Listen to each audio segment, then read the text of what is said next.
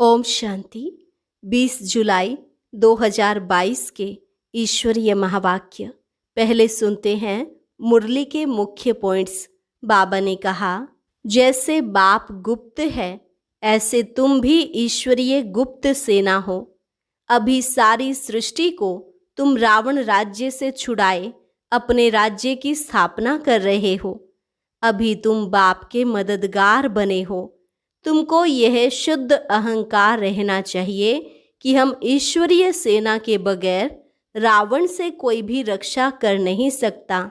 जो सच्चे बच्चे होते हैं उनकी अवस्था पक्की रहती है, जरा भी विकार की तरफ ख्याल नहीं जाएगा। ऐसे बच्चों पर अगर कोई जबरदस्ती जुल्म करते हैं तो उन पर पाप नहीं चढ़ता। अत्याचारों से बचने का उपाय बताते हुए बाबा ने कहा, जितना जितना तुम योग में रहेंगे उतना दुखों से छूटते जाएंगे। बुद्धि में रहे, यह देह हमारी नहीं है, हम मर चुके हैं, बाप के बन चुके हैं। अगर सच्ची दिल है तो ऐसी सच्ची दिल पर साहेब राजी रहता है। निश्चय बुद्धि बच्चे ही उच्च पद पाएंगे। बाबा ने कहा, मुख्य बात है तुम याद का चार्ट रखो।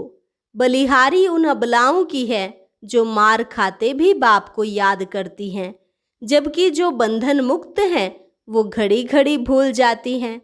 जितना जो जास्ती मार खाते उतना ही नष्टो मोहा बन जाते। मार भी अच्छा पद बना देती है। ऐसी बच्चियों को खुद बाबा भी याद करते हैं। और लास्ट में बाबा ने कहा, ज्ञान सुनाने वाले बच्चे ऐसे चतुर होने चाहिए जो बात बिल्कुल थोड़ी करें और सामने वाले को एकदम तीर लग जाए। बाकी यह सितम आदि तो होंगे ही, यह भी तुम्हारा कर्म भोग है जो अब चुकता हो रहा है। और अब सुनते हैं महावाक्यों को विस्तार से। मुरली का सार। मीठे बच्चे, तुम रूहानी सेना हो। तुम्हारे बिगर रावण से सारे विश्व की रक्षा कोई कर नहीं सकता। इसी शुद्ध नशे में रहना है। प्रश्न, बाप दादा किन बच्चों की बलिहारी का गायन करते हैं? उत्तर, बाबा कहते, बलिहारी उन बांधेली बच्चियों अबलाओं की है जो मार खाते भी शिव बाबा को याद करती हैं। मार खाने से और ही नष्टो मोहा बनती जाती, जिस कारण उनका पद और ही ऊंचा हो जाता है। बाप ऐसे बच्चों को तसल्ली धीरज देते हैं, बच्चे तुम अपने को आत्मा समझो। यह देह तुम्हारी नहीं है, तुम बाप के बन चुके हो तो अवस्था पक्की होती जाएगी। सच्ची दिल पर साहेब राजी होगा। गीत, तुम्हें पाके हमने जहां पा लिया है, जमी तो जमी आसमां पा लिया है। ओम शांति। बच्चे सामने बैठे हैं, जानते भी हैं हम सेना हैं। किसकी सेना है? ईश्वर की। क्या कर रहे हो? हम रावण पर विजय पा रहे हैं। गोया इस सारी सृष्टि को रावण राज्य से छुड़ाए अपने राज्य की स्थापना कर रहे हैं। बैठे देखो कैसे साधारण रीति हो, कोई हाथ पांव नहीं चलाते हो, परंतु हो बड़ी जबरदस्त सेना। तुम मददगार हो ईश्वर के। ईश्वर भी गुप्त है, तुम भी गुप्त हो। उनको शहंशाह भी कहते हैं। तुम्हारी युद्ध इतनी जबरदस्त और गुप्त है जो तुम विकारों पर जीत पाकर सारे विश्व पर जीत पा लेते हो। तुमको फील होगा जैसे वह सेना है वैसे हम भी रूहानी सेना है। समझते हो भारत का सारा मदार इस सेना पर है। हम सेना ना होती तो दूसरे जीत पा लेते। उस सेना में तो कभी कभी राजाओं आदि को भी भगाए मिलिट्री पर राज्य कर लेते हैं। मिलिट्री समझती है हमारे बिगर कोई देश की रक्षा कर नहीं सकता। तुमको भी शुद्ध अहंकार है, हम ईश्वरीय सेना के बिगर रावण से कोई रक्षा कर नहीं सकता। अब वह मिलिट्री भी देखो और यह भी देखो, तुम जैसे हो वैसे हो। तुम्हारे पास कोई भी ड्रेस व हथियार पवार नहीं है। वह तो कितनी ड्रेस पहनते हैं, जैसे स्वांग बनाते हैं, होली में भी स्वांग बनाते हैं, राम की भी सेना दिखाते हैं। उनको मुंह बंदर का दे दिया है। वह तो सिर्फ गुड़ियों का खेल करते हैं। अब तुम बच्चे जानते हो, हम रावण रूपी 5 विकारों की जेल से छुटकारा पा रहे हैं। एक तो रावण का जेल, फिर रावण की मत पर चलने वालों का जेल, भक्ति की भी जंजीरें, गुरुओं की जंजीरें, फिर पति की भी जंजीरें। रावण की मत पर तुम कितने दुखी होते हो, कितना पुकारते हो। रावण हमको बहुत सताते हैं। तुम जानते हो, जितना जितना हम योग में रहते हैं, उतना हमारी आत्मा दुख से छूटती है। अबलाओं पर अत्याचार तो बहुत होते हैं, बहुत मार खाती हैं। अबलाएं पुकारती हैं, अब हम क्या करें। बाप फिर तसल्ली, धीरज देते हैं। यह तो समझाया है, तुम अपने को आत्मा समझो। यह देह हमारी नहीं है। हम मर चुके हैं, बाप के बन चुके हैं, और कोई उपाय नहीं है। हम तो शिव बाबा के हैं। जो सच्चे बच्चे होते हैं, उनकी अवस्था पक्की रहती है। जरा भी विकार की तरफ ख्याल नहीं जाता है। ऐसे बच्चे पर अगर कोई जबरदस्ती जुल्म करते हैं तो उसका पाप नहीं चढ़ता है। पुकारती हैं, बाबा हम तो आपके हैं। शरीर तो जैसे मुर्दा है। ऐसे निश्चय बुद्धि वाले जो हैं, वह भी बड़ा उच्च पद पा लेते हैं, अगर सच्ची दिल है तो। ऐसे सच्ची दिल पर जरूर साहिब राजी होगा। यहाँ भी बच्चियाँ इतना याद नहीं करती हैं, जितना जो मार खाती हैं वह याद करती हैं। बाप के पास पुकार आती है, बंधन है, बाबा बंधन से छुड़ाओ। जो छूटे हुए बंधन मुक्त हैं, वह भी इतना याद नहीं करते हैं जितना बंधेलियाँ याद करती हैं। शिव बाबा की याद से ही बेड़ा पार होता है। कोई कहते हैं, बाबा हमको मुरली भी पढ़ने नहीं देते हैं। अरे तुम बाप को याद करती रहो। मुरली में भी रोज यही समझाया जाता है। मूल बात है, याद का चार्ट रखो। हम बाबा को कितना समय याद करते हैं। यह मेहनत बहुतों से होती नहीं है। घड़ी घड़ी याद भूल जाती। बांधेली बच्चियां तो मार खाते खाते और ही जास्ती याद करती हैं। बलिहारी उन अबलाओं की है जो मार खाते भी याद करती हैं। बाबा कहते, तुम अपने को आत्मा समझ बाप को याद करती रहो। जितना जास्ती मारेंगे तुम और ही नष्टो मोहा होती जाएंगी। मार भी अच्छा पद बना देती है। बाबा को भी ऐसी ऐसी बच्चियां याद पड़ती हैं। हाँ, कोई बहुत अच्छे महारथी भी हैं जो बहुतों की सर्विस करते हैं, योगी बनाते हैं। योग की बहुत महिमा है। तुमको तो सब पर तरस खाना है।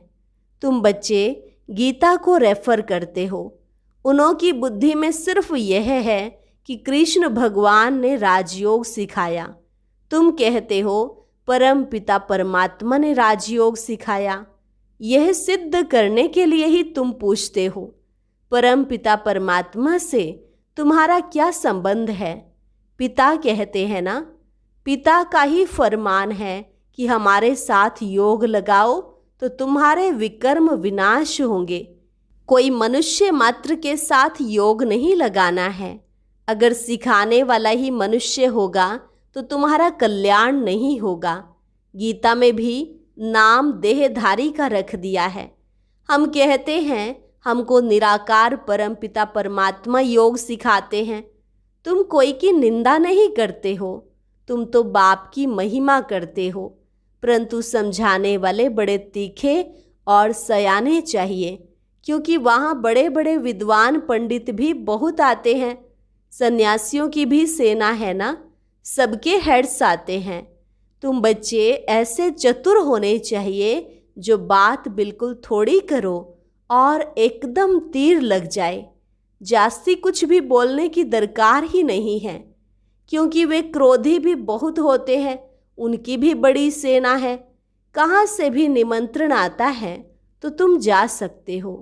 तुम बच्चे भी समझ सकते हो हमारे में कौन कौन अच्छी ललकार कर सकते हैं।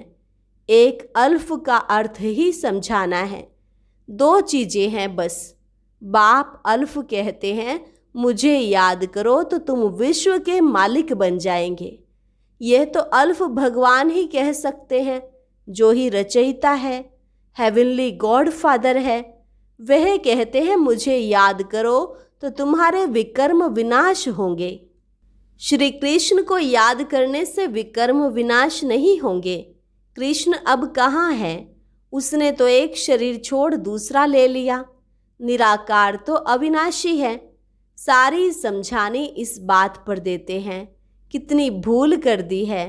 भगवान उवाच, मैं तुमको विश्व का वर्षा देता हूँ। कृष्ण कैसे सबको वर्षा देगा? कृष्ण तो भारत का है ना। पतित तो सारी दुनिया है। सबका पतित पावन तो एक ही निराकार है।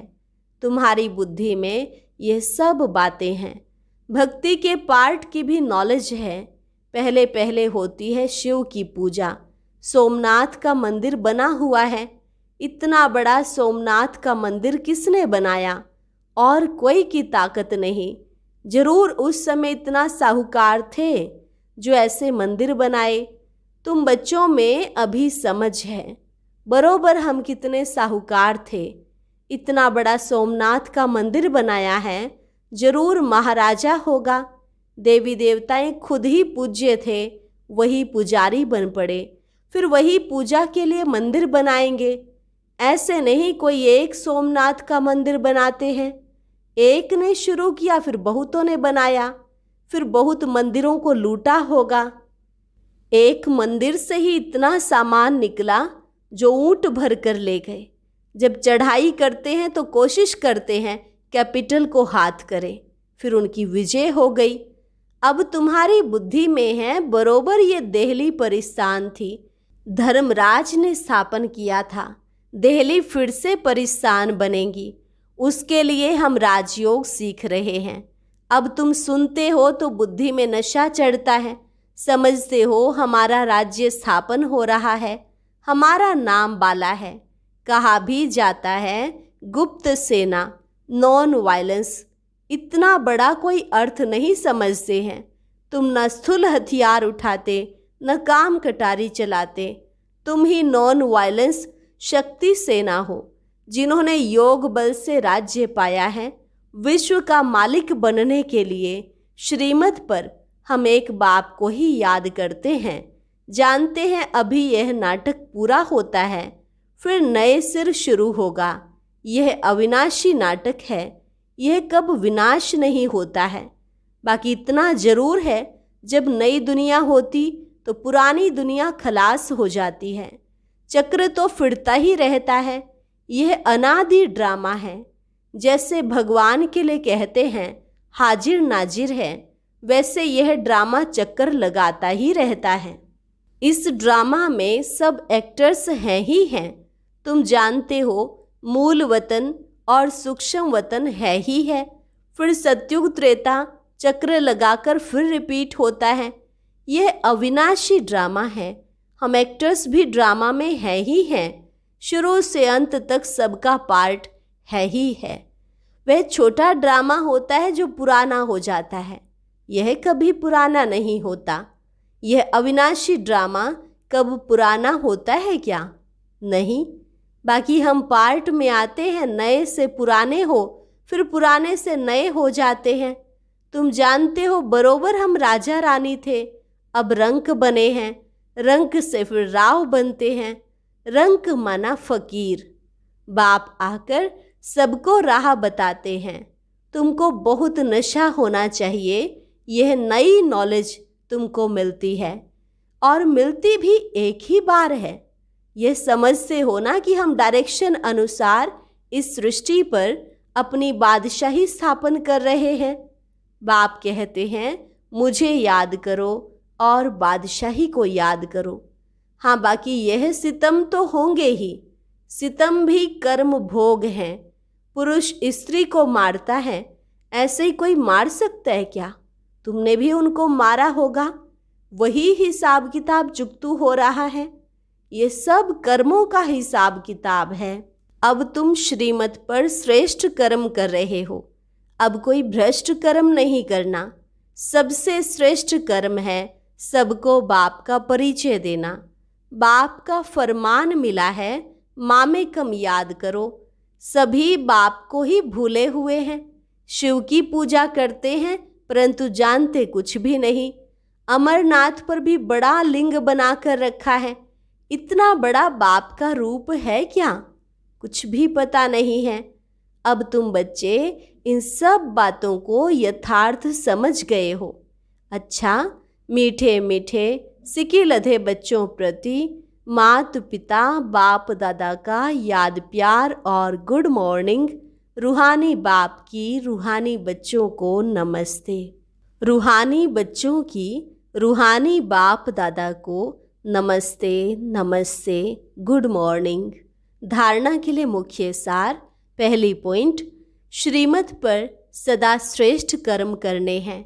कोई भी भ्रष्ट कर्म ना हो, इसका ध्यान रखना है।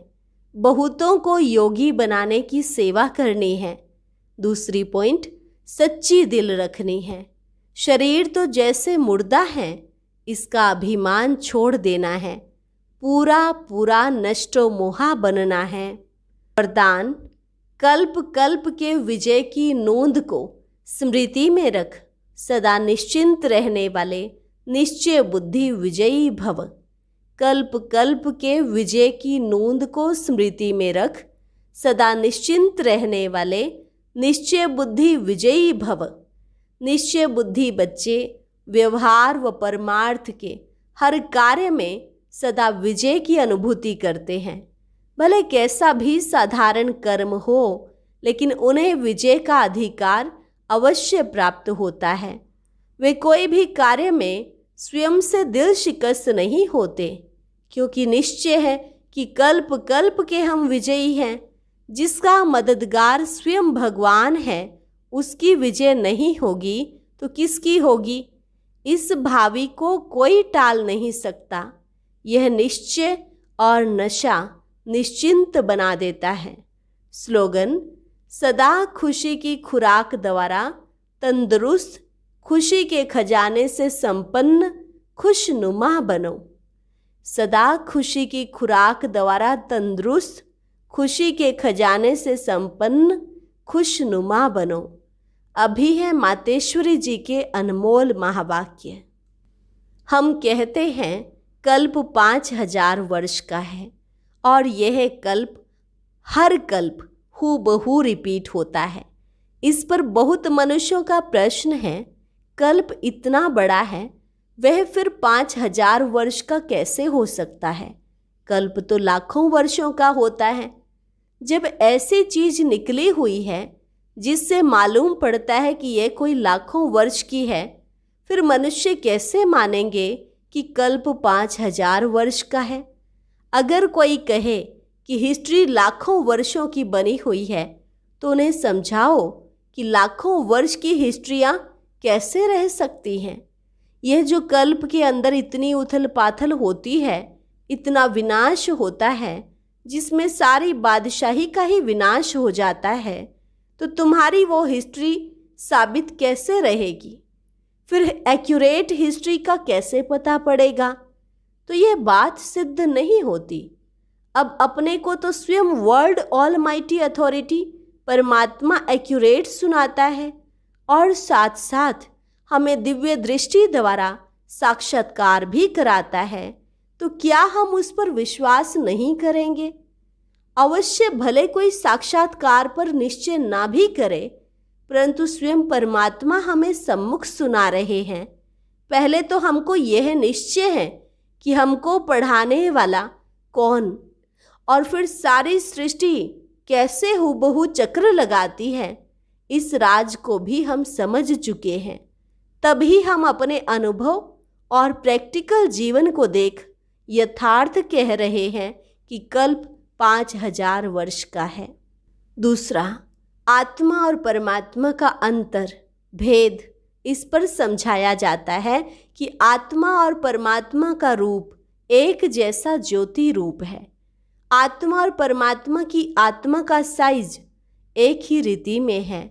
बाकी आत्मा और परमात्मा में सिर्फ गुणों की ताकत का फर्क अवश्य है। अब यह जो इतने गुण हैं वो सारी महिमा परमात्मा की है। परमात्मा दुख सुख से न्यारा है, सर्वशक्तिवान है, सर्वगुण संपन्न है, 16 कला संपूर्ण है। उनकी ही सारी शक्ति काम कर रही है। बाकी मनुष्य आत्मा की कोई शक्ति नहीं चल सकती है। परमात्मा का ही सारा पार्ट चलता है। भले परमात्मा पार्ट में भी आता है तो भी खुद न्यारा रहता है, लेकिन आत्मा पार्ट में आते भी पार्टधारी के रूप में आ जाती है। परमात्मा पार्ट में आते भी कर्म बंधन से न्यारा है। आत्मा पार्ट में आते कर्म बंधन के वश हो जाती है। यह है आत्मा और परमात्मा में अंतर। अच्छा, और अब सुनते हैं आज का अव्यक्त ज्ञान मोती।